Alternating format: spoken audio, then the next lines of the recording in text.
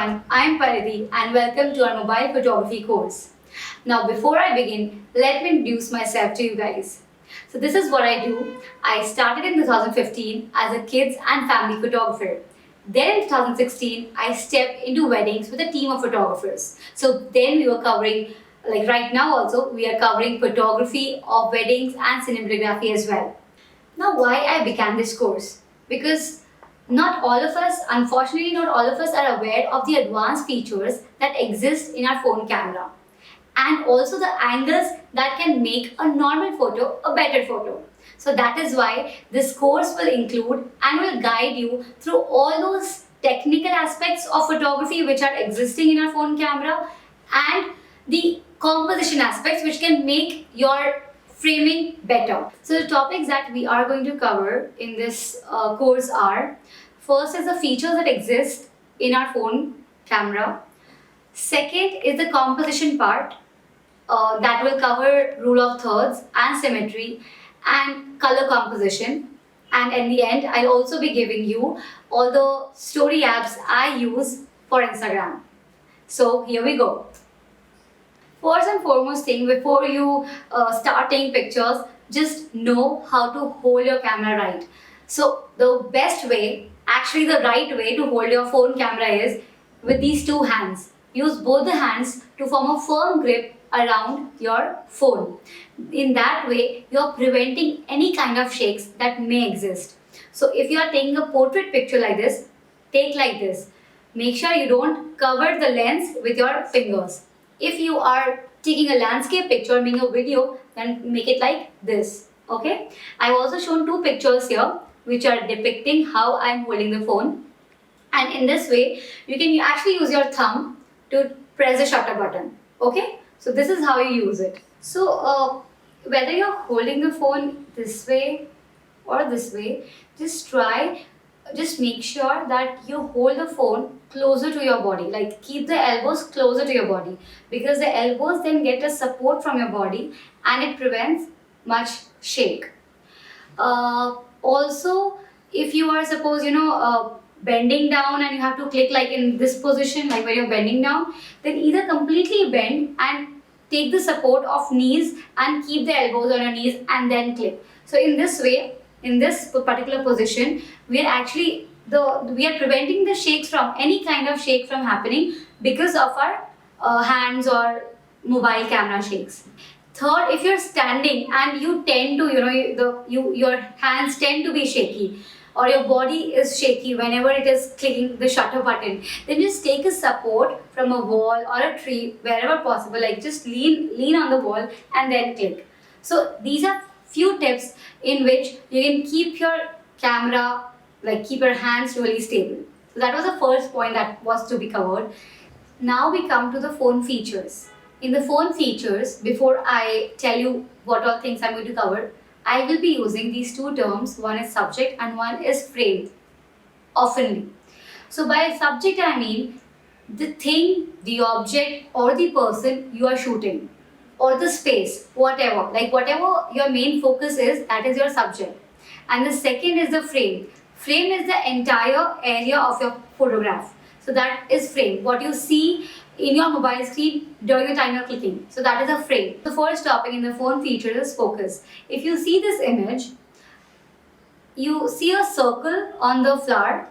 So what is that? Now if you open your phone camera and tap on anything you're focusing on, any subject you are actually trying to take a picture of, you tap on the mobile screen and either a circle or a square appears. Now this is a focus you're setting. So focus basically makes that particular object or that particular person or a space sharper than the rest. Basically that is just highlighting कि आपका subject is that particular element. Depending on whether you have iPhone or you have Android, the focus point can be a circle or a square, which you can actually see right now in your phone. Now the next slide, if you see, there are two pictures. Both the pictures have been taken at exactly same angle and exactly same point. I just played with the focus point. In first picture, I tapped on the Buddha. So the Buddha is clear, its reflection is clear. But the red man standing just next to the Buddha, a little behind Buddha, is out of focus, right? Do you see this? And the second picture, I have kept my focus. I've just like tapped the focus point on the red man. So in that picture, the Buddha is out of focus and the red man and its reflection is in focus. So this is what focus can do. बहुत बार, like many times it happens that suppose this is my friend and we both are, you are taking my picture, and many times basically you were supposed to take my picture and not hers, but then she came in focus and I am blurred. So to avoid that, try using the simple technique of setting the focus before clicking the picture. Next, we come to the exposure level. Now, what is exposure? In very simple terms, it is the brightness of the photograph. If the exposure is set right, then the detailing is set right of the photograph. By detailing here, I mean your subject is sharp, is in focus, and your subject, the color of the subject appears correct.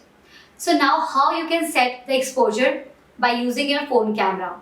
Again, if you see this picture, if you tap the focus on your subject, if you see in your camera, you will see there's a bar that appears that you can swipe depending on whether you have iPhone or Android, which you can swipe from left to right or from top to down.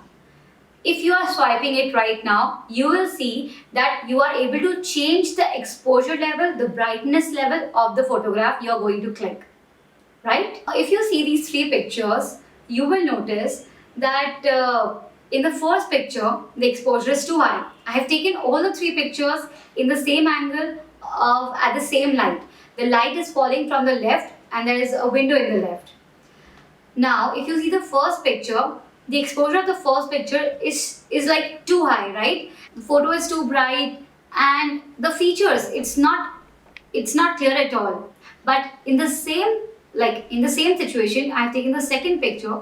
I have just slide down my exposure level a little towards, I have lowered down my exposure level using that bar. And if you see the second image, the colors are exactly what the kids were actually wearing. And their features are really clear. Their skin tone is next to natural. And this is what we want in a picture, right? And in the third one, I have lowered down my exposure level to minimum, and if you see, nothing is very clear, like only the legs and the hand of the elder one is visible, only the left part, left towards your side, is visible, otherwise it's all a dark picture. So that is what the exposure does. So I hope the exposure level is clear to you. Now we come what creative thing we can do with the exposure level.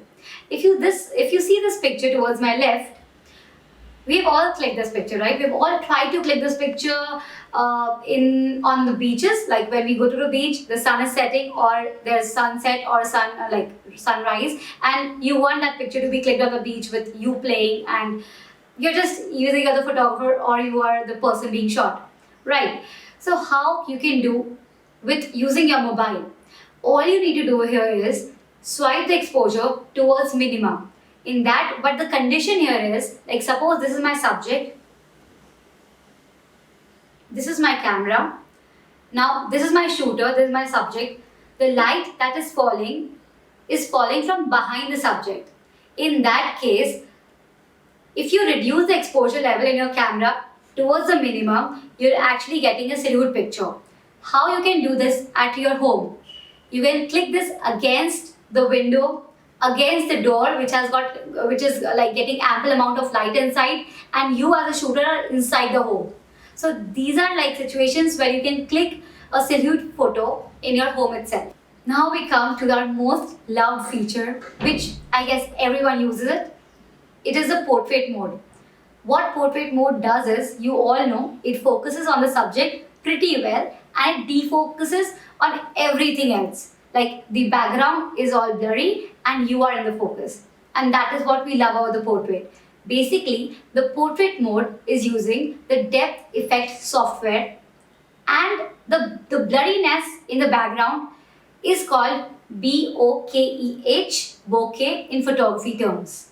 Like even in this video, I'm in focus and my background is defocused. So this is called bokeh. And this is the most loved feature of a DSLR camera, and this you can also do in your phone in the portrait mode. Now if you see these two pictures, With the same setup, the first picture has been clicked in a normal camera mode and the second picture has been clicked in a portrait mode. So portrait mode obviously focuses more on the child and defocuses rest of the backgrounds. The plants are all blurry and giving a very beautiful blurred bouquet of all the colors, right? The interesting thing is all the latest phones are also offering a feature from which you can actually control the blurriness, and that in iPhone 11 and above is through the f point which you see in this picture right here. You see a picture, there is a towards your left you will find an f point. So in iPhone 11 and above, if you reduce the f, like if it is 1.4, then the blurriness increases, and if the f is 16, the blurriness decreases. But it is up to you how much blur you want. If the blur is too much, then the photograph might appear very artificial, as if you have cropped the subject and pasted it on a blurred background artificially. So now it is up to you how much to control the blurriness. In some Android phones, there is no F feature till now, like I haven't seen, but there is an intensity bar that comes along with the portrait mode, and if you reduce, if you keep the intensity bar towards the left, the blur decreases, and if you keep it is the intensity of the blur. So if you increase the intensity bar, the blur increases. The interesting thing in iPhone is that you can actually control the F even after you have clicked the picture. Like when you go to the edits, if you have clicked the picture in portrait mode, you can again switch the F from f1.4 to f16. That is really cool thing. Next is the burst mode. The funny thing about the burst mode is we happen to realize we have a burst mode when we accidentally press the shutter button for a longer time, and that leads to clicking 10 to 12 shots at a particular moment, right? So that is how we realize, oh, there's a burst mode in our phone camera. But basically, burst mode is there to click those subjects that are constantly moving. Example, kids, example, street photography, where you don't know what your subject might do next, where the subject is in continuous motion. Example, if you see these two pictures here, in which one is the lady walking and the other the kid is jumping. So a jumping shot is a very good example where you can use the burst mode. In iPhone 11 and above, you have to slide the shutter button towards the left, and as shown in the picture of the lady walking. And in the second shot, like in most of the Androids, you have to press the shutter button for a longer time to have the burst mode on. In burst mode, you're actually able to capture perfect action shot every time. Because if those 10 pictures are being clicked of a kid jumping, then I'm sure that at least 1 or 2 pictures might be there where the kid is actually in the sky and there's a distance between the ground and the kid. If the same thing you are clicking in a normal mode, then you might have to take multiple shots. You'll have to ask the kid, okay, jump again, jump again, jump again, so as to capture that perfect shot. So burst mode just reduces that task for you. I hope the burst mode is clear to you. The thing you have to do with the burst mode is that after you have clicked all the pictures, please go to your gallery and delete all the unused pictures. Out of those 10 shots, if you're just going to use 1 or 2, delete the rest, because else you're just filling up your memory space and you don't want that, right? Now what do you think when our phone says it has 3 camera or it has got 2 camera? What does that mean? It actually means that we are being provided by 2 or 3 or 1 lens according to which device you have. And in those lenses have their different features. Generally, the companies are providing 3 lenses. One is 0.5x, one is 1x, and the other is 2x. Like most of the phones I see this. If you have got 3 cameras here, like mine is, right, if you see this, it's 0.5x and 1x. What do I mean by that? 0.5x means wider range. Wider range, by that, if you see my hands, 0.5x is clicking this much area. If I'm clicking from here, right here, the the 0.5x will click this much area, the 1x will click this much area, and the 2x will click this much area. So it's just getting, the lens is just getting wider with the decrease in number. You got it? Okay. And what are the usage of these lenses? So the 0.5x is generally used to capture spaces, architectural photography. If you are going to a historic location, for example, you are going to Taj Mahal, you might love to use the 0.5x, where you are able to capture the entire Taj Mahal, the sky, and the river flowing in front of it. Okay. The 1x view generally we use to capture people, and the 2x is when we are not able to go nearer to the subject, and we want a very clear view, we want a very zoom in view of the subject, we use a 2x. If you see these three pictures here, you will notice the ultra wide lens has been used in the first picture, and if you see, the range is quite wide. You are actually able to see the sky, like that might be just above you, and the ground also, and the range is also wide. In the wide lens, it is a normal version like what you see normally with your eyes. In the third picture, you see a zoom in view of the same subject. So these are all the basic features that exist in the latest phones and phone camera basically. Now I would just like to focus on how you can prevent the camera shakes in low light conditions. If you have seen, generally the shakes appear in low light conditions where the light is not enough, maybe sunset or post sunset where you're clicking and not using the flash.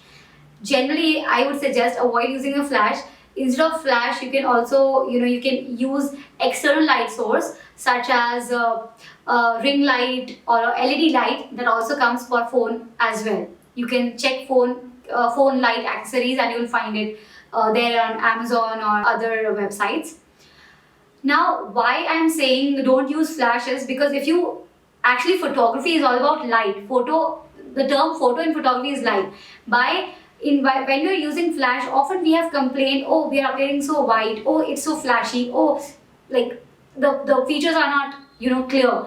Why? Because we are actually giving a great amount of light, throwing a great amount of light on the subject, and that's why major amount of light is being reflected. We are not able to control the flash of the phone, and that is why just avoid using flash until it's very necessary.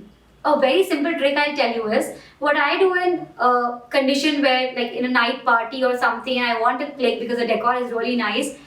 If I am clicking, I use my friend's phone torch. I use my friend's phone torch to throw light on me from either this side, or if I have two other phones, I'll use two phones to throw light on me, and my phone or any other good phone will be clicking a picture from right in front. So in that way, I'm using I just made a trick to use external light source. So these were all the features that exist in the latest phones, iPhone or Android, as I mentioned before. Have you ever noticed that the camera shakes appear happen to be more in low light conditions? And that is why we have been given a night mode feature in our phones. So use the night mode whenever you are clicking in low light conditions. Now, if I just technically explain and in a very short way, photography is all about light. The photo term means light.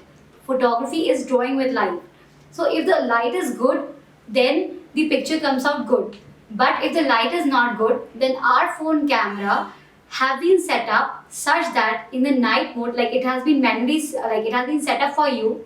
In the night mode, if you open, and if you check the amount, the time taken to take a shot is longer than the time taken to take a shot in normal camera mode. Okay, you're getting me? So, for example, if the time taken in a normal camera, when it's a normal picture mode, it is 1 second, the time taken in the night mode will be 2 seconds. Why? Because again, the same thing, light. The camera needs because it is low light condition, the camera is trying to take in as much light as it can in 2 seconds to have a better picture. That is why in low light conditions the shakes are also tend to be more, because if it is taking 2 seconds, And if you are not, if 2 seconds is quite a long time for you to hold the phone exactly, like firmly. So in 2 seconds, if you shake even this, like even a slight shake will result in a blurry picture. So if you understood the entire thing, the gist is low light conditions means camera shake is more because the time taken to take that picture is more. Use night mode so to have a better picture. But again, in low light, try to have a tripod or try to have a very firm camera grip to avoid any shakes. I would not suggest you to use flash, like even I don't, phone flash, because if you have noticed, in phone flash, often we complain, oh, we are looking too white, or oh, there's like too much light on our face and it's just not clear, oh, our eyes are glowing. So what is happening is, the phone flash is actually throwing a lot of light at same time on your face or on whatever subject you are shooting. And that is why the picture is not clear. It is overexposed as told in the first point of exposure. So avoid using flash until unless very necessary. A simple trick that I follow is, like if I'm with a group of friends and if I have to shoot something, or if my picture is to be taken, what I do is, whatever subject is being shot, I use the 2 extra phones of my friends. I switch on their torch and throw the light in this direction. Like if this is the subject, I use a torch of this phone and I will hold it like this on one side of the subject to like around 45 degree the angle is, and the light will be falling on the subject, like from the phone towards the subject. If I have another phone, just to balance the light, I will use another phone to have light falling like this. This is a very simple setup which is actually also used in studio, but not with torchlight or phone, but with actual artificial lights. So this is like a thing you can do instead of using flash. You can just try it out and have the like, if this entire setup, the phone camera, like the camera which is shooting you, will be exactly in front of the subject. So that is a simple tip you can use. But if you're too much into light photography, low light photography, there are also phone accessories, light accessories that come and are available on many websites such as Amazon and other websites. So you can use a ring light or an LED light for the same, instead of using 2 friends' extra phones, and use that for low light photography instead of using a flash. This was all about the features a phone camera has. Now, whether you are using a phone camera or a DSLR or a high-end camera, whatever, there are also certain rules that you should follow, not compulsory, but you might follow for better angles, better composition of the picture. So the first rule that I'm going to talk about is rule of thirds. If you see this picture, the picture has been divided into 9 equal parts by 2 horizontal lines and 2 vertical lines. So the rule of thirds basically state that the main subject of your frame should lie on these intersection points or on the lines. Okay? Scientifically, it has been proven that our eyes, if it sees a photograph, it runs on these intersection points first before it sees the rest of the image. Second, if you are placing your subject on these intersection points or lines, then aesthetically also it somehow looks good and better than if the subject is not lying on those lines or points. Again, if you see these 2 pictures, you will see that the girl, like the baby girl sitting on the chair, her face is lying on the first intersection point, and in the right picture, the boy is playing the chef role in this one, and the eyes, just focus on the eyes, they are lying on the first horizontal line. You should focus, like whenever you're clicking portraits, try to have those eyes or the face on the intersection point, and that will actually steal a lot of attention of the subject, if not on the intersection points, then at least on the line. In that way, it just makes the picture very attractive. Now again, if you see these two pictures, you will see the first is like both are same picture, only the second one is cropped, of the cropped version of the first one. So by these pictures, I'm just telling that even though if you have clicked a very nice picture and you have not followed a rule of thirds, when you are cropping the picture during the editing process, you can actually use the rule of thirds to crop it. But rules are meant to be broken, and photography is an art. There are no rules to it. If you like the picture, then the picture is really good. I just come to symmetry with that. So symmetry is when LHS is equal to RHS. That basically, if you divide the picture into two halves, both the halves are actually the mirror images of each other. So that is when symmetry comes into play. You often see symmetry in historic places. Again, I'll give you the example of the Taj Mahal, where it has been like beautifully constructed. And if you click a Taj Mahal, you will see that if you divide the picture into half, as you see in this picture, you see it's exactly the replica. The left is exactly the replica of the right. Symmetry is also very much seen in nature. The flowers, the plants, they all show symmetry. The insects, they show symmetry. You can use symmetry in your composition as well. Like you can place your subject exactly in the middle of the picture, in the middle of the frame, which is symmetrical.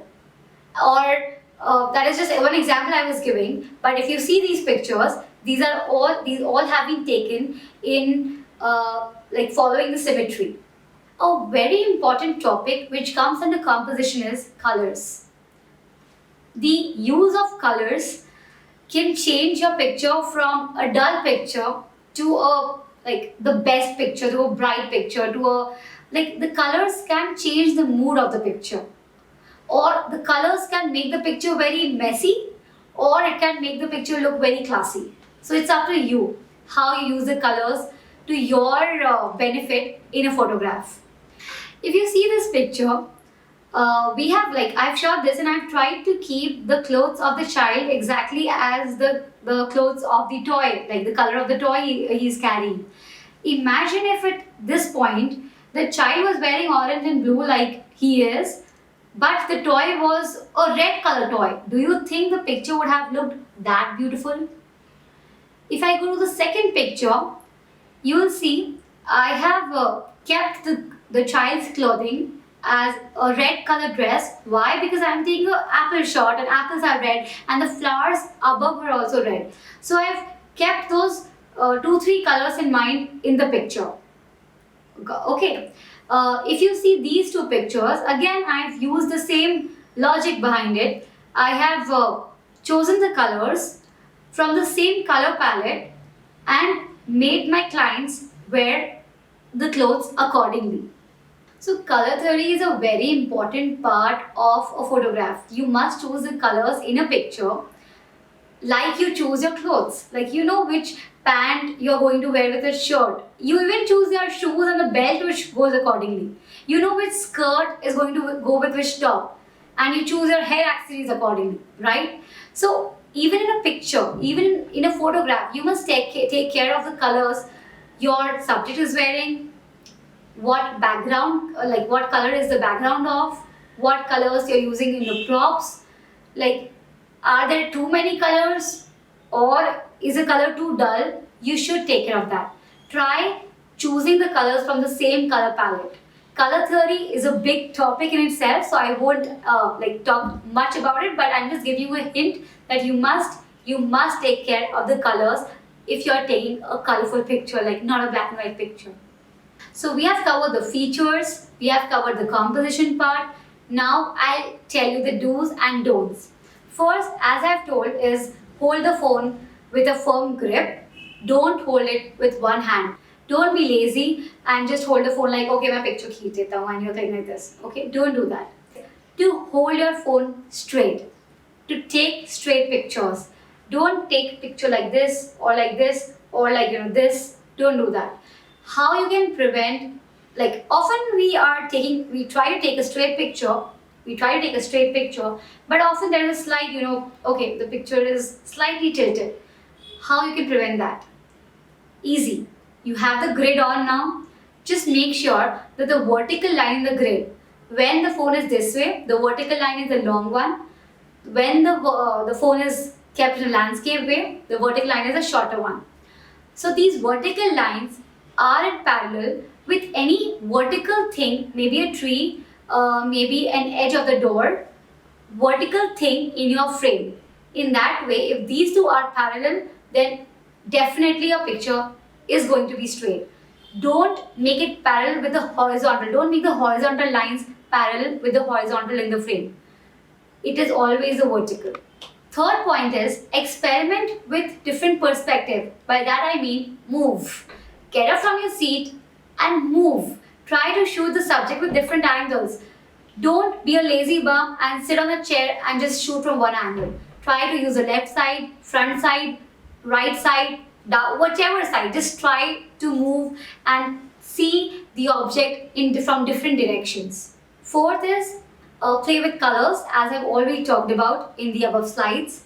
Fifth is ensure that the background is not too messy. By that I mean, suppose you are taking a photograph of a child in his room, and often children's room are all filled with all colors and toys and stuff spread around. And if you made your child sit there and he's also wearing a very cartoonish clothes, very colorful red pajama and bright yellow t-shirt, then the attention, when you're clicking, even when you're following a rule of thirds or symmetry, the attention will not go on the child because he's too bright and everything else is also too bright and too messy to focus attention on the child. So in that case, if you make the child wear a white romper or a white shirt or a white, like the dress is white, then the attention might go. Why? Because the white is in contrast to the colors of the room. So this is how you should take care of colors. Sixth, include just one subject in your frame. Like when you're starting, just try to include one subject. I don't mean if you're taking a picture of your entire friend circle, like if there are 4 friends, and that doesn't mean just take a picture of just one person. A group will act as a one subject. Why I am saying is to use just one subject so that when you're initially starting, you're not messing up the picture with too many elements in it. Okay? And the last point is try to keep your composition simple. By composition, I mean the colors, the elements, the props, everything in the picture, in the frame sums up as composition. Try to keep that simple because simple images are the most striking ones and it leaves a great impact on the human brain. Last but not the least, if you see this picture, if you see these 3 sets of picture, I've specifically aligned them here because in the first one, you see a top shot. In this, the phone camera is exactly in parallel with the ground, and such shots are often taken and often called flat lay shots, taken for product shoots and food photography. If you see the first picture again, you see the color combination. It's a combination of like brown, cream, white, and there is green leaf in contrast to it. So the entire composition is really beautiful. Second is a picture of flower, a very simple picture. But why have I put it here? Because generally we tend to be lazy and we click a flower from the top because that is how we see it, because our height is generally above the flower, and in that way our background is a messy ground or a background is of leaves and other flowers as well. But if you just bend a little and try to click a shot from a lower angle, you will see that a flower has another background to it, and that is of a blue bright sky. So that is, by this picture, I just need to tell you that change your perspective. And a third picture, as I have mentioned, if you remember, photography is all about playing with light. So if this picture, like I shot this picture for a product shoot I was doing, in this picture, if there was no play of shadow and light, the picture would have appeared like just another, like it would have been a very simple normal picture. But here, because there is light falling and there is shadow falling, the picture, it just appears beautiful and it has got a drama into it, right? So just Play with light, change your perspective, click from heart, and happy shooting. With this, we have come to an end of the mobile photography course, and I hope you enjoyed it and apply the same what you have learned here in your next pictures. I'll just end by saying that photography is a work of patience, a lot of it, and practice. So the more you practice, whether it be with your phone camera or with your DSLR, the better you get with time.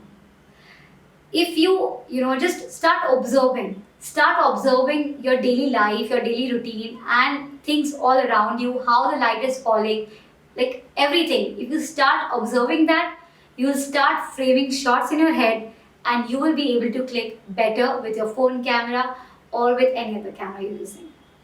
So thank you. Hope you like the video. Do you see this picture I just took? And I will hand edit with a mobile, like whatever editing features I have in my mobile. So this I took in a portrait form. See the F here in the left hand side. I just clicked it. So I can decrease and increase it accordingly. This is iPhone feature, but for non-iPhone also I'll tell accordingly. So if I'm decreasing it too much, it's like isn't very artificial. So I will have it like at least this much where I can see the background enough.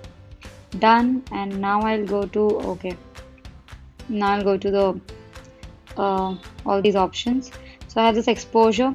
See what happens when exposure increases and decreases. So I'll just set it, play with the exposure bar a little bit so that I don't want this because there is burns otherwise on my face. So I'll just have, I think 0 is fine in this case.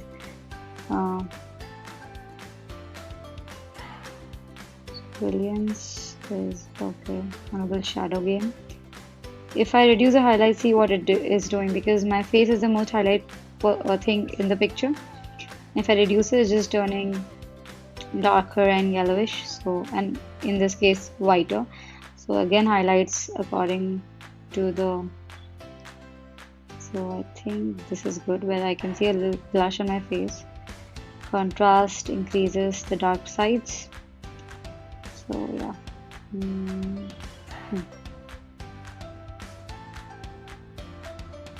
Again, brightness I think is good enough for the picture, so I'll just increase it a little bit or keep it 0. I'm confused. A little bit increase, fine. Black point is again the darker side. See what it is doing. So yeah, this is good because this will help my the hair to look a little shinier. Saturation will increase the color intensity of my like lips or whatever skin color, kurta color, everything. See, so our skin is generally towards the yellowish or orangish tint, and that's why it goes towards other. So saturation just increase a little bit accordingly. This I think is good. Vibrance is doing again the same thing, almost the same thing. You can play with it and know yourself.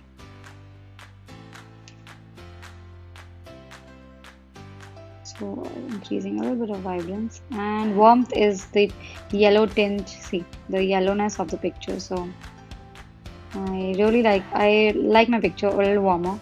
So, but also I like it this way. So it's up to you. It's your personal choice. But I'll just keep it. Okay. I'm confused. I think I like it this way. Then notifications coming. Yeah. In tint, we are actually, see what the tint is doing. Oops. Okay. Tint is actually giving a color to the picture. Greenish tint, or you want to go towards a pinkish tint. So it's up to you. Obviously, as for me, I like pinkish tint a little bit, not the green one. So I'll switch accordingly. Then I have sharpness increasing the sharpness of the picture. If you see, my face is all clear, my eyebrows are clear, and everything is very much sharper. So I don't want that. I don't want my pimples to be visible much. So I'll just keep it a little sharp, not too sharp. this is good. Or I might not even, I'll keep it 0. Now sharpening you can use during landscape pictures where you really want, the trees and everything to look very clean.